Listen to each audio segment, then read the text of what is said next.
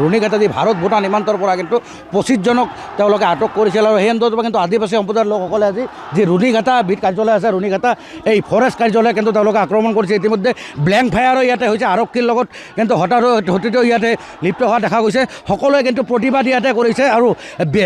ছাত্ৰ সংগঠনৰ পৰা আৰম্ভ কৰি কিন্তু ইয়াতে আদিবাসীসকলৰ মহিলাসকলে ইয়াতে আহিছে অফিচ ইয়াতে দেখা গৈছে যে সকলোৱে ভাঙি চিঙি কিন্তু গুৰুকৈ গাড়ী চাড়ী সকলোৱে ইয়াত ভাঙি দিয়া হৈছে আমাৰ লগত দুৰ্গাচৰণ আছে দুৰ্গাচৰণ কি হৈছে আচলতে ঘটনাটো আচলতে যোৱাকালি পুৰুষ মানুহক ফৰেষ্টাৰে উঠাই লৈ আহিছিল ইনক্ল'জাৰ বুলি ভাবি কিন্তু তেওঁলোকক দেখিবৰ কাৰণে বা তেওঁলোকক ল'বৰ কাৰণে নিজৰ পত্নীবিলাক আহিছিল মাইকীবিলাক আহিছিল তো তেওঁলোকে মাইকীবিলাকক এটা বন্ধ কথাত ৰাখি ঠিকছে শাৰীৰিক নিৰ্যাতন কৰিছে তেওঁলোকক ঠিকছে পিটিছে তেওঁলোকক হস্পিটেলাইজ হৈছে এইটোৰ মানুহৰ বহিঃপ্ৰকাশ হৈছে তেওঁলোকে কৈছে যে আমি আলোচনাৰ মাধ্যমেৰে আমাৰ মোটা কিয় অনা হৈছে সেইটো আমি জানিব বিচাৰোঁ কিন্তু তেওঁলোকে শাৰীৰিকভাৱে আক্ৰমণ কৰিছে তেওঁলোকক মানে আন তাত জেগাত টাচ কৰিছে এইটোৰ কাৰণে মানুহবিলাকে বেয়া পাইছে কিমানজন মানুহ আছিলে মানুহ টোটেল 25 মানুহ আছিলে 25জন মহিলা মানুহ আছিলে 25জন পুৰুষক লৈ আনিছে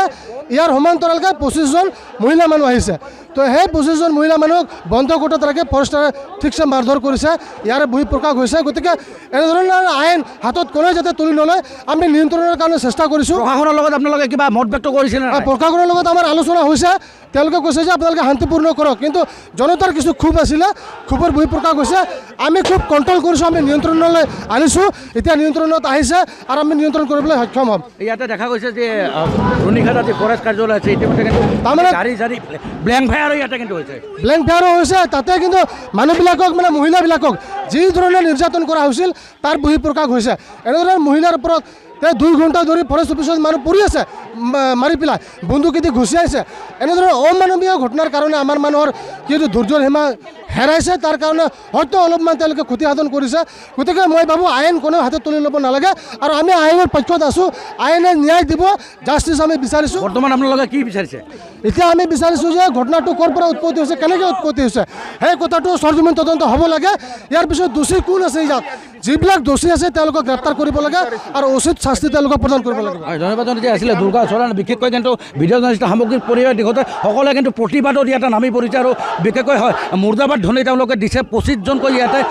যে আটক কৰি লৈ আহিছিলে তেওঁলোকে হাতে হাতে কিন্তু জং লাঠি লৈ তেওঁলোকে ইয়াতে যি প্ৰতিবাদ সাব্যস্ত কৰিছে ইয়াতে ৰুণিঘাটা ফৰেষ্ট কাৰ্যালয় কিন্তু ইতিমধ্যে ভাঙি গৰুকৈ ভঙা হৈছে মই ভিডিঅ' জাৰ্নেলিষ্ট দেখুৱাইছে সামগ্ৰিক পৰিৱেশ মই ভিতৰৰ ভাগ যদি দেখাওঁ এতিয়া এয়া হৈছে ৰুণিঘাটাৰ যি কাৰ্যালয় ফৰেষ্ট কাৰ্যালয়ৰ ভিতৰৰ অংশ মই আপোনালোকক একদম দেখুৱাইছোঁ ভিডিঅ' জাৰ্নেলিষ্টক মই ভিতৰৰ পৰিৱেশ দেখুৱাইছোঁ ইয়াতে এয়া হ'ল ৰুণিঘাটাৰ যি ফৰেষ্ট কাৰ্যালয় আছে ফৰেষ্ট কাৰ্যালয় ইতিমধ্যে কিন্তু দৰ্জাৰ পৰা আদি কৰি গাড়ী সকলোৱে কিন্তু ইয়াতে ভাঙি গুৰুলা কৰা একদম পৰিলক্ষিত হৈছে গাড়ীসমূহ আপোনালোকে প্ৰত্যক্ষ কৰিছে গ্লাছ গোটেই গ্লাছ ইয়াতে ভাঙি দিয়া হৈছে অফিচত কাৰ্যালয়ৰ সকলো বস্তু কিন্তু ভাঙি লণ্ডভণ্ড কৰা পৰিলক্ষিত হৈছে ইয়াতে ইগনিছ গাড়ী আছে 5 গাড়ী আছে সকলো গাড়ী কিন্তু ইতিমধ্যে যিসকল প্ৰতিবাদকাৰীয়ে কিন্তু ইয়াতে ভাঙি তেওঁলোকে চুৰমাৰ কৰিছে এয়া মই আৰু গাড়ী দেখুৱাইছোঁ এয়া ফৰেষ্ট কাৰ্যালয়ৰ ভিতৰত যি বাহনসমূহ আছিল বাহনসমূহ কিন্তু ইতিমধ্যে ভাঙি তেওঁলোকে চুৰমাৰ কৰিছে আৰু এয়া হৈছে কাৰ্যালয় কিন্তু ইতিমধ্যে যি ওপৰৰ দৰ্জাসমূহ আছিলে দৰ্জা ইত্যাদি সকলোৱে কিন্তু ভাঙি ইয়াতে গৰুলা কৰা হৈছে ইতিমধ্যে কিন্তু ফৰেষ্ট বিভাগৰ পৰা ইয়াতে ব্লেংক ফায়াৰো চলোৱা হৈছে মই তেখেতসকলৰ লগত কিছু মত ব্যক্ত চেষ্টা কৰিছোঁ আপোনালোকে কি ক'ব ইতিমধ্যে যি আক্ৰমণ চলিলে আপোনালোকৰ ওপৰত আমি ক'ব লগা একো নাই কিন্তু আমি বিশেষ ক'ব নোৱাৰোঁ ইয়াত বৰ্তমান পৰিস্থিতি ব্লেংক ফায়াৰ হৈছে নে আপোনালোকৰ ব্লেংক ফায়াৰ হৈছে আমি কোনো এনে ব্লেংক ফায়াৰে কৰিছে যে আহত হৈছে নেকি আহত হৈছে এজন আহত হৈছে গাত পাথৰ লাগিছে আমাৰ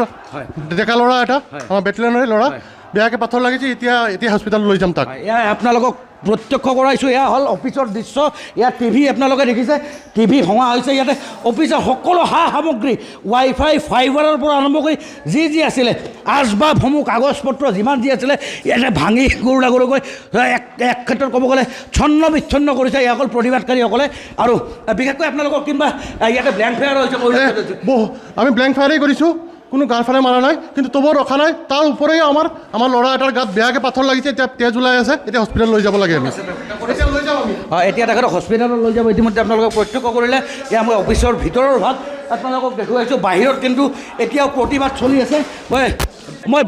যি পৰিৱেশ আপোনালোকক দেখুৱাইছোঁ সামগ্ৰিক পৰিৱেশ ইয়াতে কিন্তু সকলোৱে কিন্তু প্ৰতিবাদৰ কাৰণে ওলাই আহি যি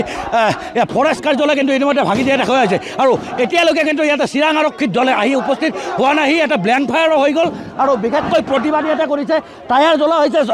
অফিচৰ আচবাবসমূহ কিন্তু ইয়াতে যি জুইত জা দিয়া দেখা গৈছে মই সামগ্ৰিক পৰিৱেশ জুইত জা দিছে ইয়াতে যি অফিচৰ যি ফৰেষ্ট অফিচৰ অৰুণিঘাটৰ যি চকী আছিলে সেইসকল চকী প্ৰতিবাদীকাৰীসকল কিন্তু ইতিমধ্যে তেওঁলোকে জুইত জা দিছে মই সামগ্ৰিক পৰিৱেশ দেখুৱাইছোঁ ইয়াৰ অৰুণিঘাটৰ যি দৃশ্য আপোনালোকে প্ৰত্যক্ষ কৰিছে বৰ্তমানলৈকে কিন্তু উত্তপ্ত পৰিস্থিতি ইয়াতে বিৰাজ কৰিছে